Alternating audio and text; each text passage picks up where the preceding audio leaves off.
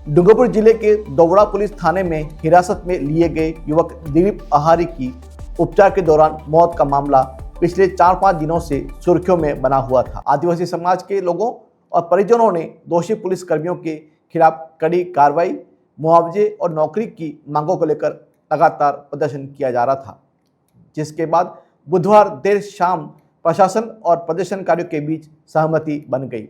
इस मामले में पुलिस अधीक्षक ने सख्त कार्रवाई करते हुए दोवड़ा थानाधिकारी सहित 4 अन्य पुलिस कर्मचारियों को निलंबित कर रिजर्व पुलिस लाइन भेज दिया। इसके अतिरिक्त मृतक युवक के परिजन को टीएडी छात्रावास में चतुर्थ श्रेणी कर्मचारी के रूप में नियुक्ति देने और आर्थिक सहायता देने का आश्वासन भी दिया गया। आसपुर विधायक उमेश मीणा ने बताया कि जिला कलेक्टर और पुलिस अधीक्षक के साथ कई दौर की वार्ता के बाद यह सहमति बनी है। प्रशासन द्वारा मांगों पर कार्रवाई का आश्वासन दिया गया। उल्लेखनीय है कि दोवड़ा थाना पुलिस ने चोरी के एक मामले में दिलीप आहारी को हिरासत में लिया था। हिरासत के दौरान दिलीप की तबीयत खराब हो गई, जिसके बाद उसे उदयपुर के अस्पताल में भर्ती कराया गया था, जहां उसकी मंगलवार को मौत हो गई थी। इस घटना के बाद से ही दिलीप के परिजनों, आदिवासी समाज के संगठनों और भारत आदिवासी पार्टी के पदाधिकारियों ने पुलिस पर क्रूरतापूर्वक मारपीट करने का गंभीर आरोप लगाया था। उनका दावा था कि मारपीट के कारण ही दिलीप की तबीयत बिगड़ी और उसकी मौत हो गई। उसके बाद से ही लगातार यह मामला तूल पकड़ता रहा और कई दौर की बातें चली। युवक की मौत को लेकर पिछले 4-5 दिनों से दोवड़ा थाना और डूंगरपुर कलेक्ट्रेट के बाहर लगातार धरना प्रदर्शन जारी था। प्रदर्शनकारी अपनी सभी मांगों को पूरा करवाने पर अड़े हुए थे, जिसके बाद प्रशासन को झुकना पड़ा और प्रमुख मांगों पर सहमति देनी पड़ी। सबसे पहले तो तमाम मीडिया चैनल को, मीडिया प्रभारी और तमाम ग्रुप को मेरी ओर से, मेरी टीम की ओर से धन्यवाद जोहार। जो दिलीप आहारी 26 तारीख को जो पुलिस की हिरासत में लिया था और पुलिस कस्टडी के अंदर उसको मारा गया, और मैं विशेष आपको ये बोलना चाहूँगा और ये न्यूज़ में भी हमारा आना चाहिए, क्योंकि कुछ चीज़ें ऐसी वायरल नहीं हो पाती है।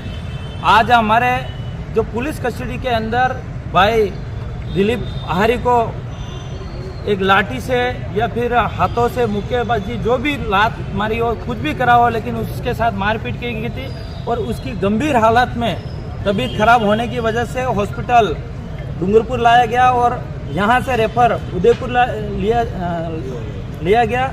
इसके बाद वहाँ पे परिजन को भी नहीं लिया गया और हम लोगों ने कई इनके सोशल मीडिया के माध्यम से सूचना मिलने के बाद धरना वहाँ पे दोवड़ा थाने पे गए और दोवड़ा थाना पूरा दिन हमारा धरना चला।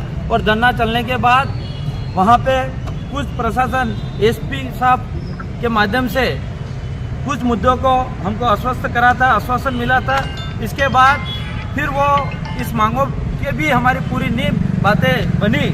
इसके बाद हमने जिला मुख्यालय पे लगातार तीसरा दिन और दोवड़ा और दोनों मिला के देखा जाए 4 दिन का धरना हुआ। इसके बाद 30 तारीख को हमारे दिलीप आहारी की मृत्यु होगी। मृत्यु होने के बाद जो परिजन है, पीड़ित परिवार है और समाज के तमाम संगठन के लोगों ने मिलके जो डिमांड थी हमारे 15 सूत्रों की मांगे, इन 15 सूत्रों के मांगों में से कुछ 2-3 मांगे विशेष मुख्य मांगे थे, उस पर वार्तालाप लगातार चल रही थी, बात बन नहीं रही थी, आप सबको ये पता है। लेकिन आज विशेष करके अंतिम तौर पे बात मानी गई और हमारे जो लोगों में एक आक्रोश था कि दोवड़ा ब्लॉक के अंदर जिस तरह से दोवड़ा थाने के अंदर जो आतंक मचा रहा था और लोगों के अंदर जो आक्रोश था, जो थाने के प्रति, जो पुलिसकर्मी है और जो सीआई के प्रति, वो आज हमें ऑफिशियल रिपोर्ट मिली। ऑफिशियल रिपोर्ट मिलने के बाद जो आने के बाद हमने हमारे धरने पे जो लोग बैठे हैं उनको सार्वजनिक किया गया और सार्वजनिक में जो हमारा सीआई दोवड़ा थानेदार तेजकरण जी को सस्पेंड किया गया और साथ ही 3 कांस्टेबल और 1 एएसआई को सस्पेंड किया गया और आगे उनके लिए कानूनी रूप से कार्रवाई करने के लिए हम लोगों ने ज्ञापन भी दिया। एसपी साहब ने वो ज्ञापन स्वीकार भी करा, रिसिप्ट भी मिली, उसको भी बर्खास्त करने के लिए भी जांच आगे जारी है। साथ ही इसके बाद परिजन को एक सरकारी नौकरी की हमने डिमांड करी थी। तो टीएडी विभाग से जो हॉस्टल है, छात्रावास है रघुनाथपुरा के अंदर, जो पिताजी हैं 10वीं फेल है, उनको चतुर्थ श्रेणी के लगाया गया है। साथ ही हमारे एक जो आर्थिक सहयोग की डिमांड थी, वो भी आर्थिक सहयोग जो समाज के द्वारा जो थी वो दी गई है, मिलने वाली है। और आज मैं कहना चाह रहा हूँ, इसके लिए मैं सबसे पहले तो जो धरने पे बैठे उन लोगों को धन्यवाद देना चाहूँगा।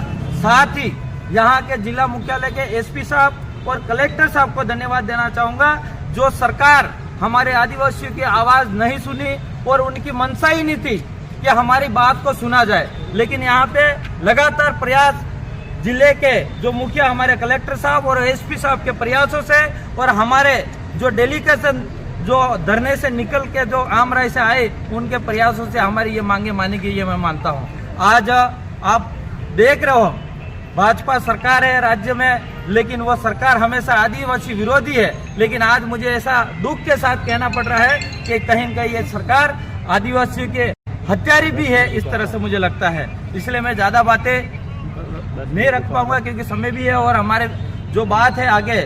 हाँ,